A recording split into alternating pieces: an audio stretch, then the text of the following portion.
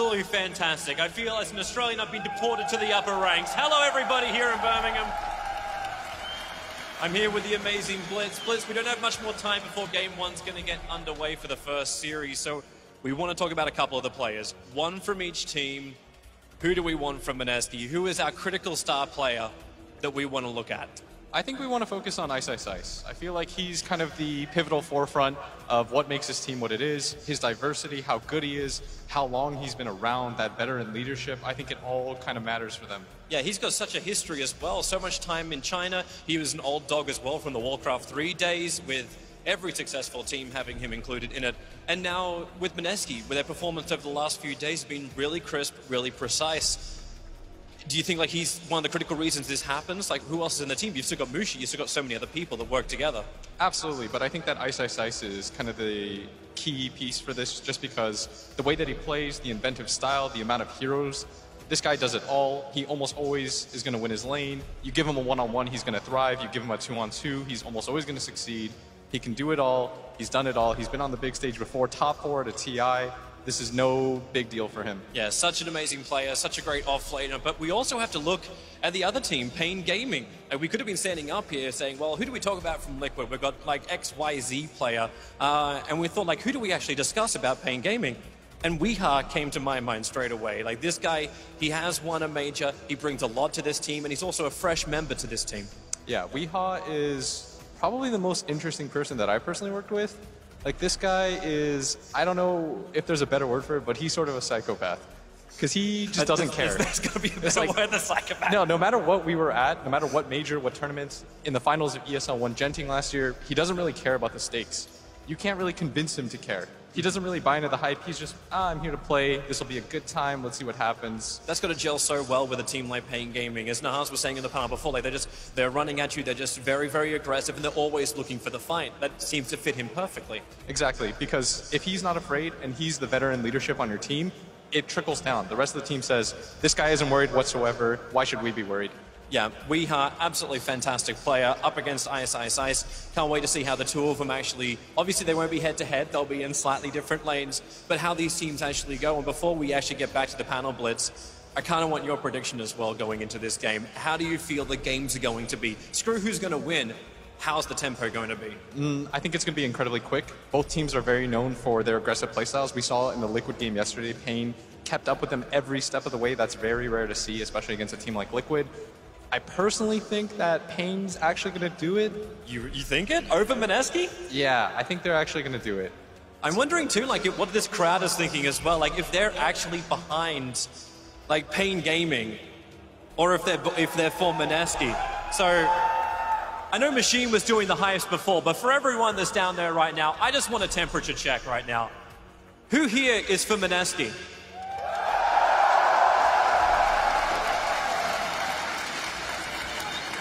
And Pain Gaming? I think we have a very clear winner from the crowd. I think it's Pain Gaming all the way, Red. Yes, thank you very much, Toby. And well, yeah, I think you're right about the popularity of the Brazilians and the Romanian scene as far as this first matchup is concerned. We're going to head towards the draft. We're back with our panel members once more. Nahaz, Purge, and Capitalist all here ready. Alan, let's talk stats. What do you got for me? Come at me. Do you want us to step off stage for a minute, or? Yeah, I was about to say, No, is this like another 5-minute segment for Alan? You know what? I don't have any long monologues for these two teams. I think it's all about how, I think it's going to be important for Pain to use their bans in the draft. But the thing is, they're comfortable playing against these tanky burst damage heroes like the Dragonite, and they'll pick like a TA and Alina and just burst you down. I think it's going to be interesting to see how Pain wants to approach these games. This is one of those games, it's really not going to come down to any number but how fast you can play. Okay, Cap, the guys highlighted Weeha as one of the star players in this matchup. A lot of the heroes that he plays at that top end, the Embers, the TAs and everything, is that something that you think Meneski will focus on early?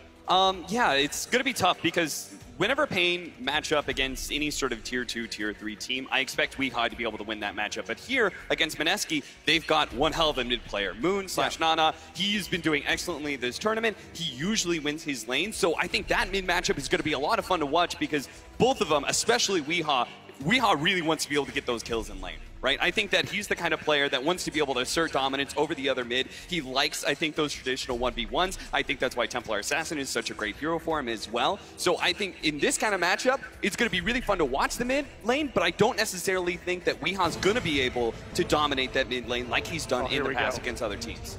I just wanted to throw in there, by the way, that it was actually HFN that played mid in the deciding game yesterday against Liquid. He was up 67 to 45 last hits on Miracle's OD as TA at 10 minutes. These guys, they've had their laning consistency problems in the past, as Perch pointed out, but they're playing really well early game now. So the obvious hero missing from the ban so far that almost everybody is banned against Mineski is Nature's Prophets. Yes. When it did slip through, they grabbed it with the exception of maybe one game recently, so it's the last hard choice here for Pain. Are you surprised that Tuskers got to the top of the tree, by the way? Most picked at ESL 1 Birmingham? You know what? It was a hero that was just getting banned every game for a while, and now teams are prioritizing IO, Doom, and Bounty more in the ban. So yeah, I think it's natural. With that said, it was an unwinning hero after day one of the group stage, so in some ways the stats are looking a little scary, but I guess I feel like there's more power in other supports right now that they've seen more successful than Tusk has, but Tusk does definitely always have a place. Well, you want to talk about stats, right? The crazy one is Leshrac, who has gone from 3-18 at MDL to 10-2 in this tournament, and a lot of it is just about the hero combinations that he's been being run with. I don't fully agree. I think it's also that they finally been like, all right, maybe support Lesh isn't the best thing in the world to run. It's been majority core Lesh where the hero was going to work better, and that's part of the reason he's had a higher win rate. He's still 4-0 as a support in this tournament, but you're right, he's been running predominantly as a core, which I very much agree with. I should also mention including qualifiers, by the way. We're gonna I could just feel it. I could just feel Pain Gaming was going to go back to this hero right here. There's a reason that I left Naga Siren off the list. I think that Pain Gaming, I'm not so sure about them running Naga Siren. I honestly don't think that they perform nearly as well as they do with the other heroes. The one game they had a really strong Naga performance was against Liquid, but guess what? That turned out to be a beautiful Naga Siren game, even though they first picked it, because what Liquid ended up doing was adopting the strategy where they were so reliant on the Beastmaster's one initiation and all of his damage. So they literally just played around that, made him use that roar, and then reset the fight. But against other teams, like OG, they tried Naga twice, got ran over. Yeah, and the support that they've been preferring to pair with it is the Jakiro, which is still in the pool here. I know that'll make you happy, Paul. But yeah, they needed an all-world performance from Tavo on the Pangolier in that game to make the Naga Jakiro work. I think it's much more passive than Pain wants to play in many, many games. One of the big things is I feel like so many of these teams are going to be able to just draft easy counters to the Naga Siren. Sure enough, Mineski get, I think, one of the better heroes in the Disruptor. I think Clockwork's also going to be a potential ban by Pain Gaming to keep it out of the hands of Mineski. Dragon Knight, I think, is just a solid core right now. I mean, if you take away, if you look at this, Luna and Gyrocopter, like those two cores right now, they have such a similar style, like a little bit different pros and cons, but I think the biggest thing is that they both are those kind of early team fighting cores that are also able to maintain relevance into late game because their farming patterns, they just are so efficient at it, right? Actually, it's their best hero. The biggest thing about those two heroes, in my opinion, is actually their ability to stabilize the safe lane, because they actually contribute so much in terms of lane stability from damage and spell nuke. It's like multifaceted. They right-click hard, they make their supports hit harder.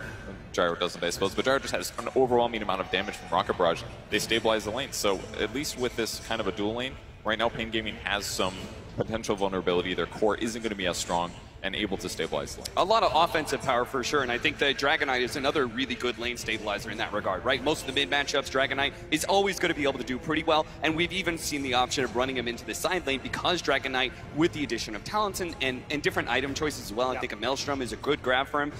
We've seen this hero and how he can scale better into late game than he traditionally could have. Oh, Dragon Knight is Mineski's best hero throughout this run that they've had since March 1st. It's their second most pick behind only the Gyro, and they're 14-5 when they put Moon on that hero. I think one thing really good about it is that it allows Ice to do whatever he wants in his lane, basically, and things become more consistent. If you're dual lanes, if you have typical dual lanes across the map, and you don't have to worry about them doing a simple rotation in the mid lane and getting an easy kill against a hero like Shadow Fiend, for example, then that means that your lanes are going to be more static, and then it's maybe a bit more predictable with wards, for example, that you can outplay your opponents and go for those support kills. I was wondering who's going to blink first in the Pango matchup, and Mineski do have the first pick coming outside of the second banning phase, so it's Pain who actually are the ones banning the Pangolier.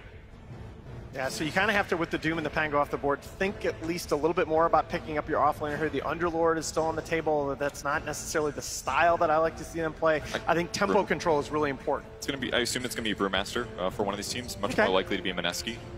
It's definitely like probably a second best offlane hero. I'd maybe consider it. So I was going to say, leave the offlaner. Like, forget about him right now. Save for the 4th pick because you have no cores shown by Pain. So it's tougher to be able to just straight up pick your offlaner when you don't know what the safe lane matchup is or whether or not you're going to be effective against either the 2 or 1 position. So for me, Clockwork against the Nagasar and against the Jakiro is clearly the best 4 position out there. Yeah, Jab's really, throughout the DPC season, he's been the only player that has just been consistently excellent on Clockwork. He was playing it back in the fall when nobody else was picking it or winning with it. So what Pain have been doing quite a bit is just straight up picking HFN's hero a couple of times. They don't do it here, instead go for the Tavo Beastmaster. So still keeping their 1 and 2 position hidden until Mineski has to reveal a 2nd core, which I think is a big advantage. It's going to be Tidehunter. So I just really like the Beastmaster because, again, it makes up for the fact that the Nagasar and the Jakiro tend to play a little bit slower. They're much weaker when Song is down. The Beastmaster can keep those lanes shoved out. Roars on a shorter cooldown, gives you that pickoff potential. Yeah, it's definitely going to be a lineup from Pain that is not going to be the fastest pace in that 15 to 25 minute marker. But then again, Mineski have some very long cooldowns, so you can still kind of play around that, right? Dragon Knight and now the Tidehunter as well. 2 very long ultimates that you need to be just always make sure that you have up before you head into a team fight. That's exactly the concern I was going to flag for Mineski, that you have the more cooldown reliant lineup right now, and you don't have a very strong Roshan yet. I agree that they're a little bit more cooldown reliant, but if you're looking at Pain's strengths, it's always going to be around Song into Ice Path combos, kind of stuff. Like, Naga doesn't contribute nearly as much as the Mineski supports do, and Mineski's drafts is just so much easier to execute as well. You've got Clockwork hooking in, Tide's going to walk in all tanky, drop a Ravage, and that's going to give them at least a couple seconds to have a pickoff before a potential Song turnaround comes. I really worry. Again, the game might be decided before that point, but I really worry if we get around to the 2nd or 3rd Roshan. You're talking about Mineski having to control the Rosh Pit fights because they play around Ravage, and you're playing against the Naga Siren. Pain, go ahead, pick up their Slark, which is, I think, probably the most ideal core. This hero has been looking really good lately, and on top of that, Mineski already had 1 tanky core. Now they pick up another. Slark loves this kind of slow damage, not a whole lot of high burst. The only real disable that he's scared of is going to be coming out from the Disruptor. Now, we did see the combination succeed earlier against the Morphling, where they had this, like, I think it was Clockwork, actually, and Disruptor. That combination worked out really well yesterday to shut down this Morph. Slark's get a little bit scared of that, but everything else he's totally happy with. Where's the Leshrac? Good question. Well, we kind of talked about it. I think that Leshrac has been falling a bit in viability. The mid matchup, people have been liking less core Leshrac, and then the support isn't as effective just because of the fact that it's a lot of damage, but it's also a hero that can get run over really quickly. Yeah, it looks okay for Mineski right now. It's very good against Slark until he gets his Black King bar. But he also has some vulnerabilities. He could be chain stunned very easily by Aurora into follow-ups. This is a great draft by Pain. I am very worried. I really don't necessarily want to see Mineski pick Spectre here. It's a hero that a lot of teams have been using against Slark lately, but I feel it's way too slow against this Pain lineup. You would have a problem. I think at least Mineski, the biggest strength of their lineup is that they have this like guaranteed win team fight, right? They have 2 different initiators combined with a static storm.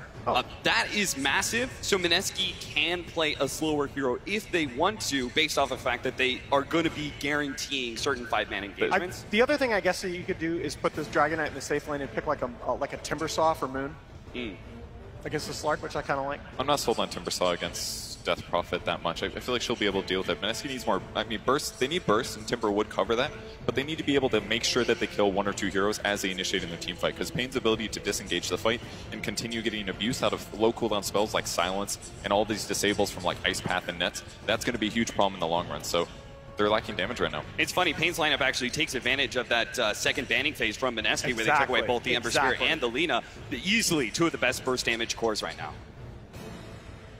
I'm glad you made that point. I think that was very important. There are heroes that are very important in the Pain gaming pool, but I think that it took away a lot of the threat that Slark would have had to feel, because you don't have a lot of disables on a short cooldown.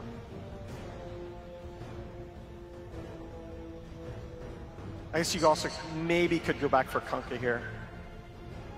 Is Lesh not just obvious as well? Yeah, I think like, Lesh is okay. I feel like Kunkka could work, but against like Song and Ice Path, that's like ways for them to disjoint possible setups or buy yourself time. You don't necessarily want to have to wait like 3 seconds to initiate with a Kunkka, for example. I just feel like I feel like the worry is that Lesh he can't tank up fast enough in this game against this Pain lineup. He just gets jumped on. It's scary for sure. Yeah, the last time they played with a Tidehunter and a Lesh, they lost. In the other 5 games they played with a Tidehunter, they did. So maybe that's playing on their mind as well.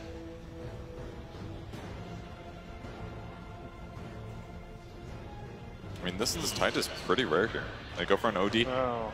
So they do switch it up. The OD, like it. you have a saving mechanism for both the Slark and the Beastmaster single target focus and their lockdown, which is one of the big bright sides that I like about the OD. It's the only real core who could do that for you. You have nothing against BKBs though, very little at least. And my worry is that Slark does the build that we've seen recently, goes Shadowblade into BKB. All right, let's get some very quick predictions. Pain. Alan. Pain Gaming. Pain Gaming. Viva Brazil. Okay. Pain, but they're going to have to keep the game clean. You cannot afford too many bad fights against this OD. Okay. I like Mineski's draft. Just got to get a Hex. Okay, 2 for Pain, 1 for Mineski. Ladies and gentlemen, our first quarterfinal is just around the corner.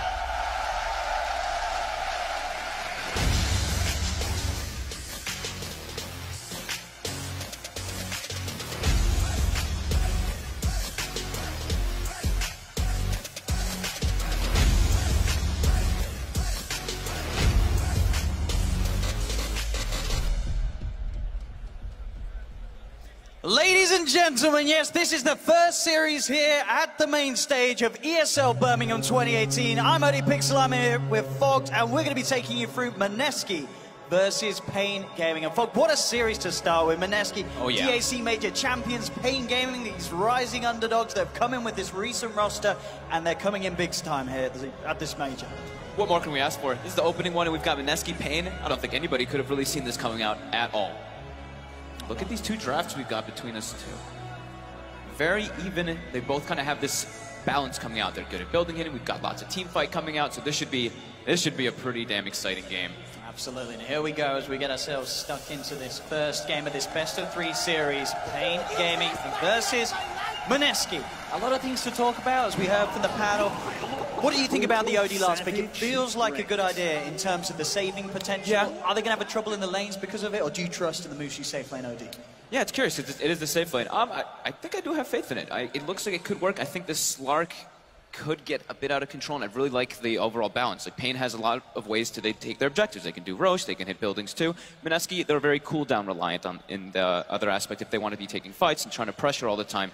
But it does seem, I mean, it could work, right? They have like the big save for the Beastmaster, and then the Tidehunter. They always are going to have these counter initiations, or initiations it could be, with the Clockwork and the Disruptor. So let's see if the combo comes out, right? Naga Sleep into the Jakiro and whatnot. Tidehunter, he can always crack and shell unless he gets like Shadow Bladed or something, or Silver Edged, and then he can counter initiate in a lot of those times. So we'll see if they get away with anything here. Pain did come across with the smoke early on to see if they could set the trap here for Mineski. Yeah, they're all about the pressure, right? That's what we've been seeing from them, just constant aggression. Going to walk the wrong way through these scary, scary forests. He's headed forward. King RD's got eyes on him, and here comes Salvo, ready to go. They've popped down the Cogs Joust, but that's not going to help him too much. Just the chase downs there, King RD. Starting to look for the body blocks to buy time for Tavo to close the gap. Might be able to kill him off. Just a bit of a beating. Back towards the bounty runes. Mushi. They're going to get them all. He's going to be able to get the 2 of them. They're getting all 4. And they've got the top 2 as well. Mineski coming out on top there as Pain tried to go for the aggressive plays, but losing all 4 bounty runes because of it. What are the tips? All right, there's 2 of them. I was expecting more tips than that. So right away, a little bit of a battle going on up top. Just trading some harassment. So they're doing so just dual lanes, as we've been coming to see every single time. And a first wave glyph by Mineski to, I guess, balance the mid lane to the positioning for it for Moon. Look at that win rate as well on Ice Tide. 73%, a lot of games played as well. Sure flies at the top, but there's quite a considerable difference between the number of games there on that statistic, so. Ice. Definitely want to watch this game on his Tide, and we'll see how much pressure he can get away with, and he's applying it very heavily onto King RD with a Thunderstrike. King RD should be fine with the Tango regen, but again, he's got to go back. He really has. That's going to be pretty painful for HFN. They're going to put a lot of pressure onto him. He's actually just going to stay Tango up. He knows that if he backs all the way up, then the Slark's not going to get any last hits up here. And look at this. It's a double melee lane. So Ninja Boogie's just like, this is the dream. I'm just popping my clarities. I'm going to keep spamming the Thunder Strike. Absolutely. Nothing they can do to cancel that Mana Regen. About getting very close, and if that happens, Ice will be there to offer the punches. They'll root him down, looking to go forward. And Ninja Boogie not messing around. TP's out. Is aware that if they do close the gap, they can certainly have a good shot at killing him, but he's playing it safe, Ninja Boogie. Yeah, they do have a lot of kill threat on the Disruptor. It's just if the Tide's up there, once he starts getting some more levels, he'll be pretty tanky, but how's our other lanes doing? Last hits looking good at the start right now for Pain. I've expected they have this very pressure, like Beastmaster Jakiro down here, they can apply a lot of pressure onto the OD. Heavy amounts of nuke coming out from these two. Probably two of the stronger nukes in the first few levels. Yeah, Mushi certainly having a slow start down there because of that. And the mid matchup in this 1v1. Ninja Boogie got the that D ward. He's got a DD as well, so he can come back up top, offer a bit more harassment onto HFN, but yeah, HFN, top CS. Even though we saw King RD getting pretty heavily bullied on the Naga Siren. No, it was really smart that he stayed around and just used that Tango regen just to stick around instead of going back. But now Ninja Boogie with the DD. Yeah. It's pretty scary at this early stage. As HFN will have to keep his distance, but he's got the wave coming through. Levels at the moment, Ice. He's got the level 2, but they've got 2 on both of the heroes on Pain. They saved the D ward mid actually for Moon when he was getting lower to use his Tango, so he's got the double effectiveness from it. So it's going to be really nice for him, that mid matchup, as we see him kind of leading the way right now as that Dragon Knight. Look at these last hits. I mean, Mushi's getting really pressured. Now Jabs too, getting ran at here. Alright, looking for the body blocks. He's got the Mango popped. He's got the axes to throw. He's looking for the angle. He goes forward. Can they finish off Jabs? No, they've got to back off. Mushi's on his way over. Duster pretty low here, having to keep his distance. But again, still, neither team able to claim that first kill yet in these first 3 minutes. Man, Moon's doing so well mid versus Weehaw. Even though we have the double no build. Up top again, King RD constantly being kept low, but as you say, just doing his best, pushing the hero to his limits in terms of just being able to stay and offer at least some sort of backup for HFN, so HFN can keep farming, and it is paying off. It's about the presence right now, bottom, Jabs. Look for Tavo here, he's got Battery Assault. See if Tavo can play his way out. He's got to stick himself in the creep wave. He's trying to just stand his ground and offer some punches back. Yeah. Nicely done. 15 and 4 CS, as we've been saying on Tavo as well, just having that slight edge on Mushi on that bottom lane, thanks to the backup of the clock. He's trying his best to get Mushi his farm. Yeah, I mean, it's a very defensive kind of lane down bottom until once they start getting some more levels on the OD, then they can start dishing out damage. While Pain, it's all about just spamming and pressuring. They've got Mangoes aplenty, and Axes plus Dual Breath all the time. HFN. Oh, they get pressured a bit here. Ninja Boogie's got Glimpse, but not good to get it. And King RD has to stay up there. Otherwise, that's what's going to start happening. Even though the Slark is farming fine, he has to keep his presence there. I guess this could be a cool play right here. Weehaw, he's got a haste rune. He's making his way up toward top. King RD, he has got setup available with the net. And there we go, looks towards Ninja Boogie. Ninja Boogie quick with a glimpse on the weak, goes for the TP out. Is he going to make it away? He's not. Good attempt to escape there by Ninja Boogie, but couldn't quite get out in time. First blood for HFN. Oh, first rune, the 4-minute rune, haste rune. Absolute dream ran that nighttime. Yeah, Weehaw just that extra bit of damage they required to get away with that play. 5-minute runes to come in, and it looks like Pain Gaming. They're going to get all 4 this time. I believe so. Yep. Top lane, King RD's going to head over and get that. So look at the revenge for losing the 4 earlier on at the 0-minute mark. Yeah. Like we said, the 3 of the lanes are going incredibly well for them. Or 2 of the lanes. The mid lane is, you know, still kind of even. I mean, Weehaw made the rotation, so he missed a little bit, and he's a little bit lacking on experience because of Moon's denies. Now this Dragon Knight is level 6. Weehaw has to be careful. And look at the sort of movements coming towards mid as well. Yeah, these are the perfect movements. Whenever you see it's like that 5-minute mark, you see your mid laner either hitting 6 or is 6 already, you want to do this as your support. So you want to pressure, especially with Dragon Knight, so you can get that tower damage as well. We are playing, understandably, very careful here. He's not going to go anywhere too aggressive over towards Moon. Knows there's a potential chance of a glimpse play as they'll realize that Ninja Boogie's been off the map. He's not at the top. Very likely to be around that middle lane looking for a play onto Weehaw. Jabs is struggling to find levels, to be honest. He's only level 2 right now on this Clockwork still. Did pick up that image, but they able to do this. I think they might have seen the fade time from the Observer Ward. The scan got through down too, so yeah. Yeah, that's he knows. confirmed.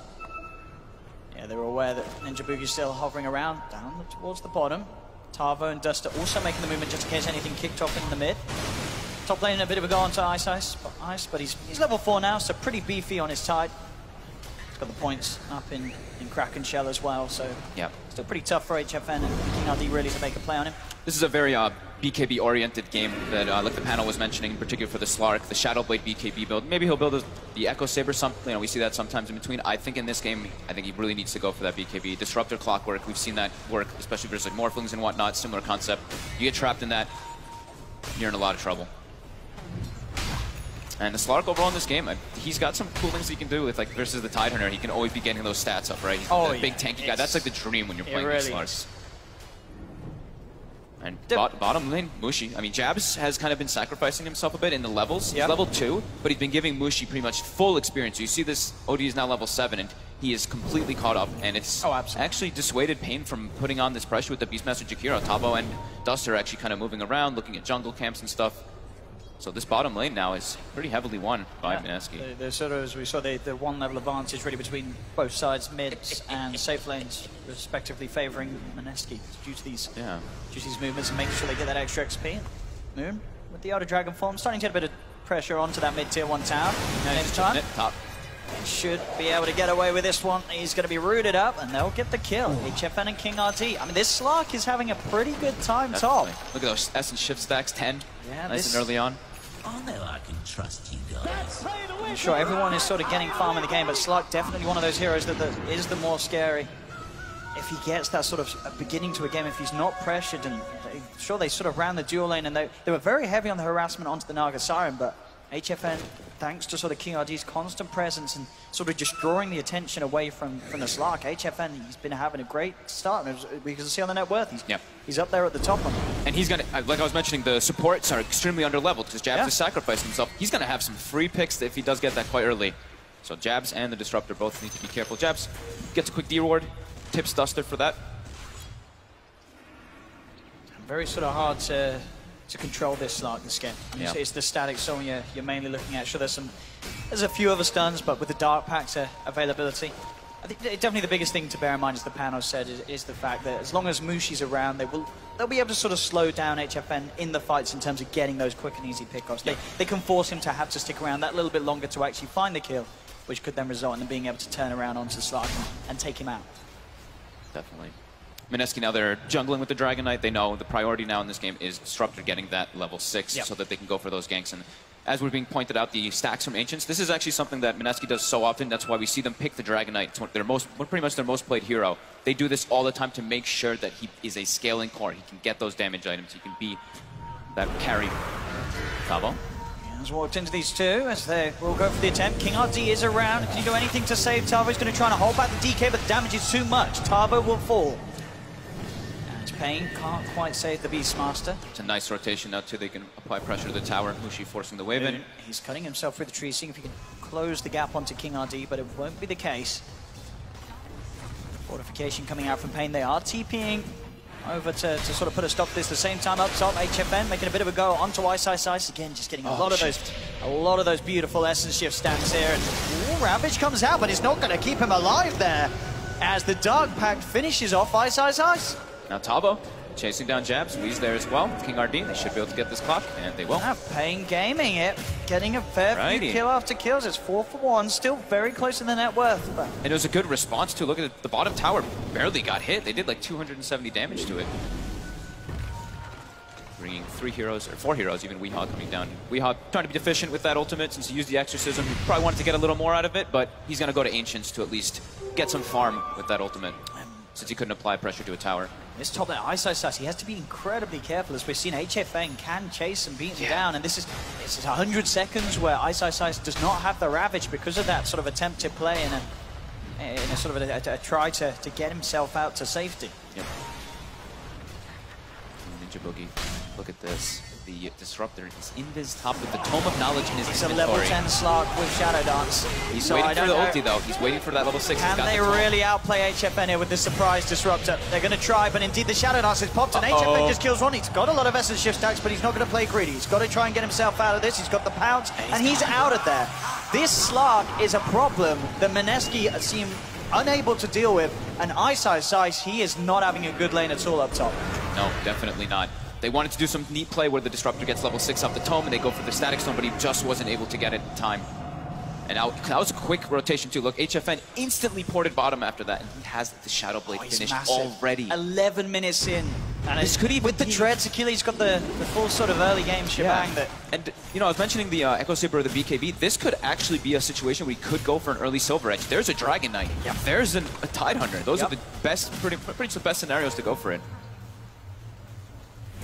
Definitely, there's always, as you say, going to be the appeal with those heroes, and the fact that he is snowballing pretty damn well at the moment. Yeah.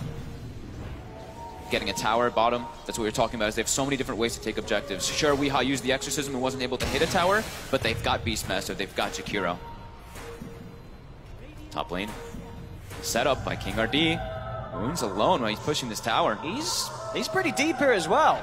And Mushi's starting to walk up here, but I don't know if there's going to be much that he can do at all to help out Moon. Has Mushi got any sort of interest in being around? I don't think he does. He's watching from the side, but he is not going to get involved in this one.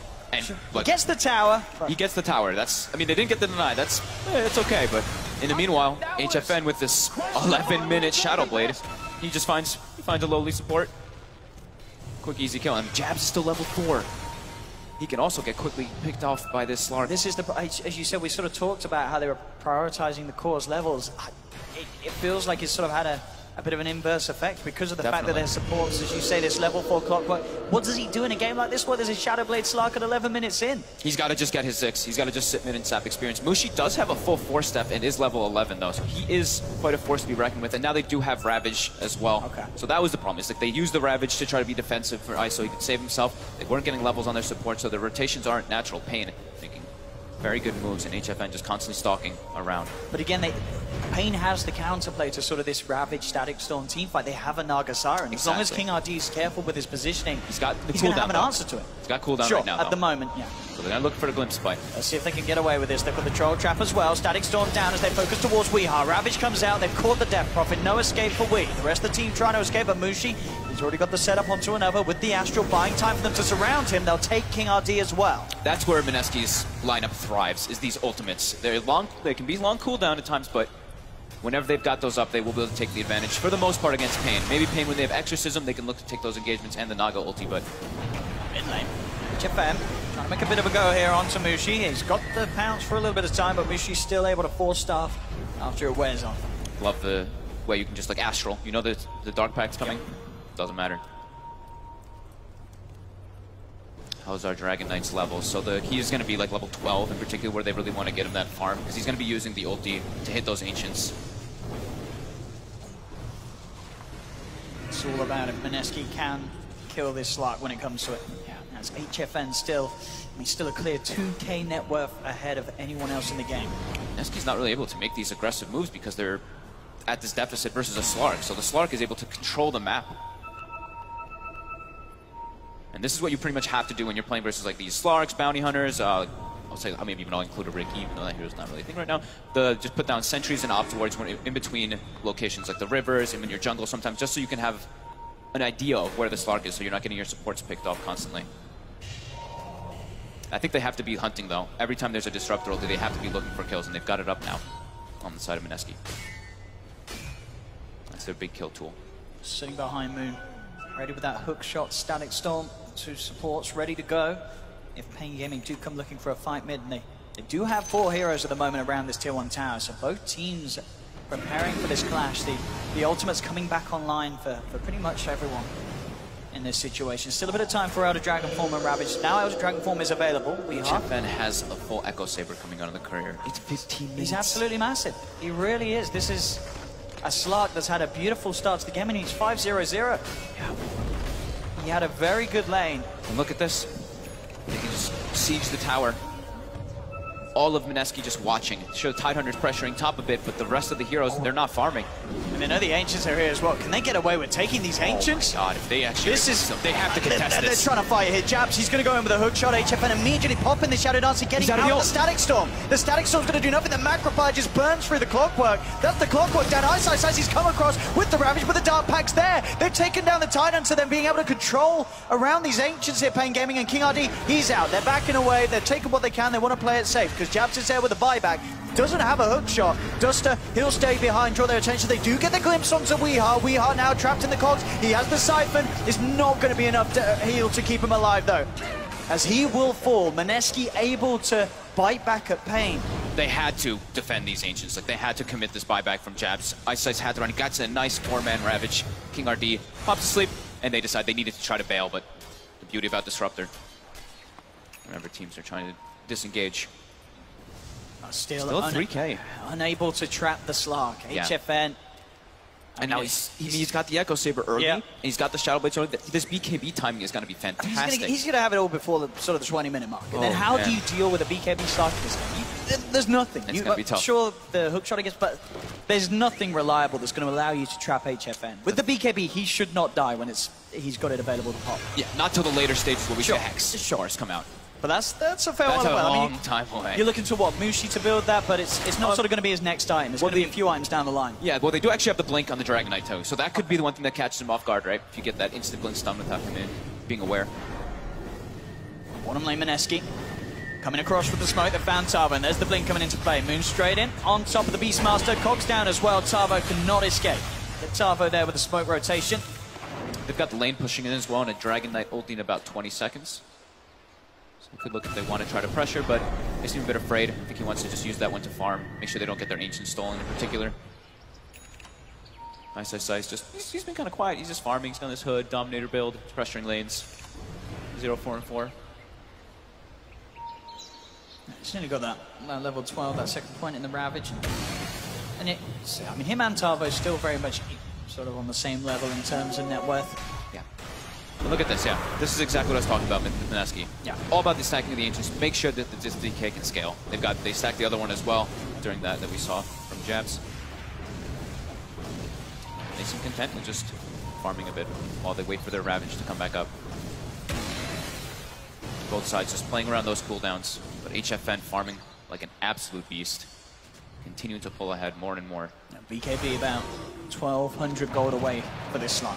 I mean, this BKB reveal, they could maybe just make their way into the Roche pit. Smoke try to take a fight, go for Roche. So they've got Exorcism, they've got great ways to take that objective, and that Slark is going to be such a presence. He knows, look at this, he's like, help me farm this, get me my BKB faster, because they have no solution to it for a long time unless they get the instant jump. See what Mineski's next player is going to be. I've got the combo up again, Static Storm, Ravage, Hookshot are all ready to go. This is not the pace that I was kind of expecting from this game though, right? I thought this was going to be an 90 absolute minutes in, only bloodbath. 6-9. It's, as you say, this is definitely sort of one of the slower tempo games that we've had here at the Major so far, sort of through the early couple of days. Both teams just trying to play their own game, it seems like. Do you sort of expect one of these lineups to be playing a little bit faster, or can they sort of both get away with this sort of passive farming and working towards the later stages? I thought Mineski was playing a little bit faster, but this is the thing, is that sometimes this is what they like to do, is they're like, we're kind of messed up a little bit in our early game, our Tidehunter didn't have the greatest time ever, now we have to rely on farming for the Dragon Knight. They're all about those stacks when they play this hero. Again, gonna stack up another one, it's triple. HFN, this is gonna be the BKB after this camp. There we go, 20 minutes in. So they have BKB available, level 12 Death Prophet too, and they have a Naga. I mean, they could definitely just go for Roche and Smoke, and then Smoke maybe look for a pick-off and go for it. Let's see what Mineski can find as they are coming around with this smoke. I mean, if they find this Slark, it's going to be a bit of a nasty surprise. This is kind of cool. This is just a small little thing, but HFN, he's actually just been carrying sentries the whole time in his inventory, so he can be that D-warder instead of telling, hey, support, there's a ward here, he can just take it out himself. I actually really like that play. It's small, but definitely matters. And here we go into the pit, but at the same time, Rocket will fly through. They know what's up. They will have been able to check that HFN has indeed got his BKB. The question is, do they try and attempt this? They have all the teamfight ultimates available. They're taking it down pretty quick. It's down to half. Ice is on the sidelines with the Ravage in. He's moving forward. They're playing careful's Pain. They've still got smoke on a couple of them. They're looking to try and get the catch onto Ice. He's got the distance. This Naga Siren Illusion giving them a lot of vision. In fact, they'll fight towards mid. Indeed, the DK's alone. Ice Path comes out. They'll be the defensive Astral, buying some time. Mushi trying to save Moon, but Moon will still fall. That's going to be one down. HFN jumps forward. He's got the pounce onto Ice. Skills around him. Static Storm comes out. HFN has been trapped for now, but he's got so many stacks he's able to get out with the Shadow Blade. They've lost the Naga Siren. Mushi fighting back with the BKB. He's actually going to be able to get Weehar as well. So Mushi with his own BKB having the bigger impact as it seems in this fight. Maybe they can go for more. HFN trying to lead forward. A sentry's down. They've got vision on him or pounce up to the high ground. Rocket Flare as well. Mushi looking to chase this down. Ice Path Sanity's good, not enough. HFN just survives. But that was close. And Mushi with his BKB doing a lot of work. Yeah, they had to commit so much to actually kill Moon and put them in a weird spot. And the Exorcism had ended, so their big team fight ability wasn't available anymore.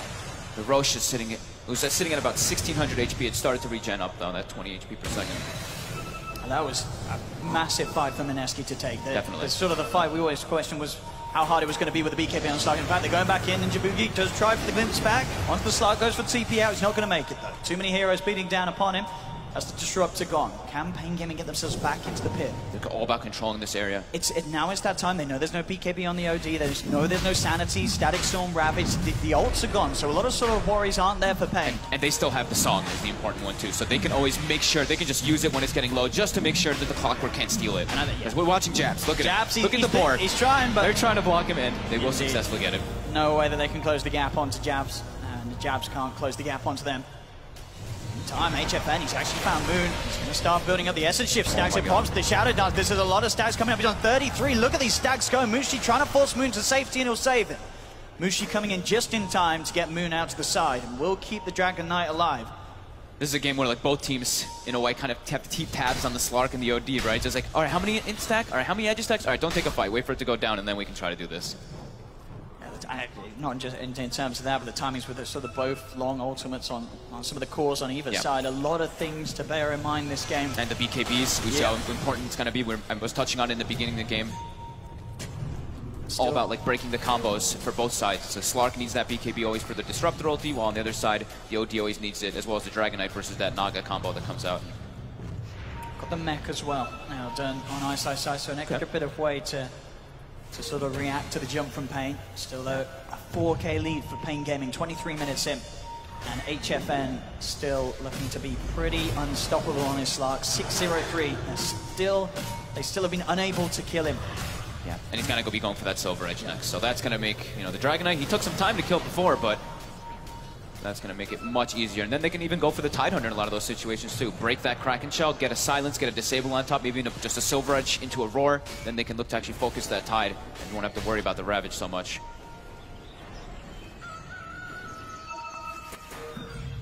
Will be a Meteor Hammer build on King RD, as we've been seeing him do the majority of his Naga games. Pretty much all of them, actually. And Weehaw, as we mentioned, very important BKB game, so Yules into straight BKB. Towards the mid, HFN starting to push out. Mineski doing a good job of trying to make sure that they're not going to get caught out alone. They're only sending out the Disruptor Ninja Boogie to really push these sort of side lanes, as he certainly would be. One of the losses that's not as sort of impactful as losing one of their cores is the full 4-man of the remainder of Mineski's side are just staying side by side. Yep. Making sure they don't get found by HFN. Pain's playing this so methodically and careful. I mean, 8-11, 20. I think this might be the lowest kill scoring game we've had of this entire tournament. It's got to be up there. This is a very, very carefully executed game from both sides, and as we're seeing just a little bit more from Pain because HFN did have such a fabulous start up on the top lane. Yep. That's the money for the Silver Edge, as his build just continues at this incredibly impressive rate on the slot. 25 minutes in, Silver Edge, BKB, Echo Saber. Yeah, that's a problem. And they've got for the most part the map control too, so they're constantly claiming these bounty runes. Zava will be able to take a bit of money away from Mineski. That's the deny.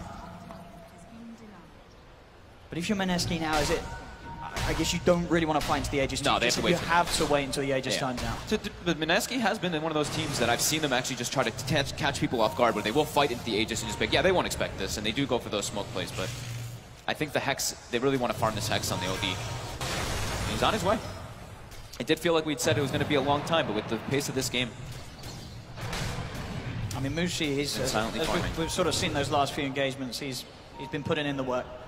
He really has, with some clutch little plays and saves. Yeah, we expected it from him on the OD. He's been farming a lot too. 175 last hits. Yeah. I mean, Slark, the 257 on HFN. Understandable. Ridiculous. Yeah, for the Edge to be there on the slot. So high level as well. Level 19 on the Slark. Here we go. Pain wanting to make something happen with this last minute at the Aegis. I like that Ice grabbed this Ogre, the Frost Ogre, to get that Ice Armor. That 8 armor going to work pretty damn well versus this lineup. And they find able to close the gap with the Raw onto Ninja Boogie. It's a disruptor taken away from Mineski. Tavo understanding what he needs to do this game. He's not about going for the book. He's just going to be looking for hunting with the Shadow Blade build on this Beastmaster. He's got the money as well for that full Solar Crest, so... Yeah, this Solar Crest is probably one of the best items. Solar Crest and Halberds, these evasion items versus an OD. Oh, absolutely. Always the ideal. It's going to make it very hard for Mushi, as you say, to do too much damage at all to HFN. And not just that, but just being able to sort of build up the difference in intelligence to make sure that he can try and hit him hard with the Sanos' Eclipse. All right, we got 20 seconds now left for this Aegis. Exorcism was used as well. That's here, 2-point low, get the deny. Moon. So stopping a bit of the gold advantage here for Pain. Ping has to back out together. They have to make sure they don't get glimpsed. You see Weehaw, he's playing on the trees. He's trying not to let them get vision of him. They're trying to find a fight. Now they know that Aegis has gone. They've timed it. Weehaw keeping Ice back. Doesn't look like they'll be able to catch anyone. Pain, again, playing very, very carefully. It's really looking incredibly polished by them. The full 5-man smoke to come out from Mineski, though. They want to try and get in and close the gap. Was around this one, and we do have Ice baiting around the front. See if HFN does want to try and decide to take this fight. He's heading to the side. He knows that they're sort of split up. He's got the intel here as he knows the two are there, but already the jump's being made. Jakiro's gone with a hook shot. They're trying for more. They've managed to close the gap onto Weehaw, but there's the song. Find the setup on the backlines. HFN, he's already been able to pick off one, and he's focusing down Mushi. Mushi goes for the Self Astral to buy some time to keep him alive, but HFN with the BKB is trying to move forward. Mushi forces to the side, pops the BKB, starts to retreat, and now turns back in. Weehaw, he's vulnerable. The Ravage comes out from Ice. That's going to be Weehaw gone. Mineski, they've managed to bite back pretty hard here. Can they get more jump forward from Moon? They look to chase down Tavo, but they don't have detection on any of those frontliners, so Tavo will be able to sneak himself away. That was almost so sick by Pain too. You saw how King RD slept the units in the front and they were able to focus Mushi in the backlines there. Mineski though able to take that fight though. They're very tanky. This Ice armor on everybody. You see Ice has been putting it out with that creep over and over again. They're going to try for something here, but the BKB immediately coming out from Moon. He'll turn towards King RD. There's Mushi trying to close the gap. King RD keeps a distance. There's a hook shot back online as Jabs closes the gap. Straight away though, HFN stands his ground with a Shadow Dance. Punches through the Blade Mail, takes down the Clockwork. Can Pain get anything more out of this? If Mineski overstayed their welcome, they're forcing themselves away. It's 25 S and shift stacks. HFN wants this, but they've got the sentry down. Look at that. Every time they're running and retreating, they're just like sentry. They have to keep tabs on both this Beastmaster as well as that Slark. They've got to make sure they slow him down so he can get that full Shadow Dance buff. Sebastian still though picked up for HFN, so still continuing to have this game where he's not dying. Mineski, they're certainly fighting back, and as we've sort of seen, it's Zero's a 4K lead, but it's been a 4K lead for quite some time. Mineski are definitely doing a good job of stabilizing the game. Yeah, and like I was mentioning, they're so tanky in those fights, right? Too, you see people like Mushi was getting focus fired so much, but I mean this Ice armor really could make a big difference here from this Tide. And that Hex. It's very, very close now for Mushi. So Blink and Hex into Blink probably. If they can take HFN out of the fights, it is just going to be very hard for Pain to get the damage out once the BKBs are popped by Mineski. Yeah, because in most of these engagements, it's pretty much been like after Death Prophet, after the Exorcism is already done. So it's pretty much all on the Slark since they've been using that ulti from Weehaw to take the objectives rather than taking the team fights more so.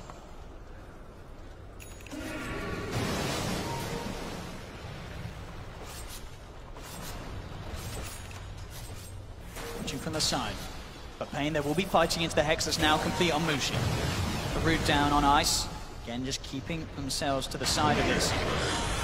Ice just standing on the front lines here, trying to make some HFN's sort of a fight. Indeed, HFN goes in, he's got the Silver Edge hit, removing the Kraken shell. Silence as well as the Magma being laid down, but Jabs, he's ready to go forward. Gets the hook shot onto Duster. Glimmer Cave's there, but he's got the Dust to counter it. They've got the vision onto Duster. Duster will fall. That's going to be one down Tavo. He's rolled Mushi. HFN jumps forward. Mushi falling incredibly low. He's got the Astrals, keeping him alive for a bit of time. Ice being focused by HFN. They'll turn back towards Mushi. Pain, they're taking down the OD. They'll jump forward, get the bash, take down Tide as well. Moon now sort of separated from the team. Tavo and HFN are making their way over to Moon. Pain Gaming, they're letting Weehar finish off the Disruptor. They've taken 3. HFN's in onto Moon, gets the bash through the BKB. That'll be Moon gone as well. Wow. Triple kill for HFN. And that's 4 down on Mineski, 3 without buyback. Pain Gaming, they're ready to go down the mid lane. This Slark, just an absolute monster this game. 12-0 and 3, HFN. They just can't deal with it, despite their best efforts, Mineski. They're trying to be so careful with how they take the fight, but that time around, as we saw, it was the fact that they were able to kill off Mushi pretty they got quickly. the roar. That time they got him. They got the roar right away, and King RD in that whole fight, he controlled the Dragon Knight. We saw Moon all the way in the backlines, that entire fight just getting netted and just danced around by this Naga Siren. It's going to be two full set down bottom, and indeed the melee as well in the middle lane, taken by Pain Gaming, a 12k gold lead. This game feeling incredibly hard for Mineski to come back into. There still definitely is a chance because of the fact they have that Hex against the side. If they can get Mushi on top of HFN, they've got a chance. But if they don't, every fight, HFN is just going to run out of control, as we've seen time and time again in a match where this Slark just isn't dying. Yeah, I mean, overall Pain, they've been playing it so well around the cooldowns of Mineski. They know that they have these long durations, and then they're like, okay, we're going to start the fight, and we have these BKBs. So you see Ice is like, I don't really have an option to Ravage in these situations. I mean, it's very tough for him. What do you imagine Mushi is going to buy next? Do you feel that he himself does have to get something like a Blink or a Shadow Blade so he can make sure that he can close the gap on the Slark? Because surely that at the moment is the most important deal. They have to get that instant Hex onto HFN. Yeah, I think the Blink is always a great item on the OD. I think Weehaw actually thought that he had a Blink Dagger in a lot of situations because he's been like sitting there waiting down the Astral and timing the Crypt Swarm to make sure that he can't actually try to blink out of it. But he doesn't have a Blink. Could see him go for it though. Here we go, smoke from Mineski. Seeing if they can catch them out. Moon's going to reveal himself with the Breathe Fire. Pain incredibly grouped up though. It's a hard fight to take. Song of the Sirens online, of course, for King RD again. So Mineski really wants to be the ones to start the fight. In all of these situations, it's always, well, almost all these situations, it's pretty much Pain going on them, except for that one mid, which they actually were able to win when they got the jump. And this is the thing, they want to jump on HFN so they can sort of control him from the start, but at the same time, they've got to be worried about King RD. You've got to make sure that King RD's not going to have the chance to pop the Song of the Siren and allow the sort of reset time for them to turn things around, because then it doesn't matter if you're getting the Hex on the Slark. The time's going to be bought for sort of the duration to wear off, and then HFN to fight back after they've woken up. Yeah, they're going to have to do some like really good initiations. They maybe even get the Static Storm on top of that Naga and try to get everything else thrown onto the Slark. Just make sure that this Naga cannot save him. I mean, HFN, he's got a full butterfly. Oh, that evasion. Like we were saying, evasion versus OD. How do they hit him? It's, I mean, I saw earlier, the Orchid, I believe, is it done now for Moon? He just got the Orchid, so he can get the Bloodthorn. Yes. Not the most reliable thing versus a Slark. But as BKBs in place, there's definitely ways to remove it for sure. But if it's sort of the combos, and if they can get the Hex into the Bloodthorn, as long as he wasn't Dark Pacting beforehand, then they'll be able to kill him. But as you say, still such a hard thing to execute. It's sort of in the thick of the chaos that Pain Gaming are bringing each and every fight. Yeah, it's like but it may be the only way. Yeah, they have to do like 5 different things in order to make sure that they can kill this Slark. While this Slark can actually just walk in, pop BKB, and start hitting these tanky cores, the DK, the Tidehunter, or even these supports. He's gonna kill anyone he starts focusing on. If he gets on poor Ninja Boogie, I'm gonna be really sad. There we go, Roshan. It's already gone. They've got it. There's gonna be a hook shot forward, but the Aegis is already picked up. Song's gonna be set up here from King RD. They're seeing if they can find anyone else on Mineski. They know that, of course, the jabs are down the front lines, but they want to find the bigger targets. Mushi gets the chance to pop the BKB, but HFN, he's already there, looking for the bash onto Mushi. Jumps forward onto Ice. He's building up these essence shift stacks. There's the roar. They've got the control. Mushi in trouble. Static Storm's gonna be dropped down, but it doesn't matter. HFN stands his ground. Take down one. They do have the Ravage. Can they kill HFN once they can? But he's got the Aegis. He's going to be back and ready for round 2. Tava trying to get himself out with the Invis. The sentry's down. BKB from Moon with the pre-fire. Can he finish off Tava? No, because here comes the Slark. The bashes. That's going to be Moon going down. Duster's still surviving. Throughout this finally goes. There's going to be Moon falling. It's a triple kill for HFN. He's going to get more out of this by looks like he's trying to go for Ice. He's falling a little low, but he's got the Shadow Dance. Goes back towards Ice. Ice is going to be taken out by the Crypt Swarm. That's going to be an ultra kill. Everybody dead on Mineski. GG is called. HFN Slark absolutely unstoppable this game, 16-0-4. They never had the answer for it, Meneski. They really didn't. They got their levels so late on the supports, they didn't get any... I mean, they got a couple team fights where they could get success with that Ravage, but overall, Pain, an extremely clean game. Very few mistakes. HFN played out of his mind. Turning up here in this first game of the series in front of the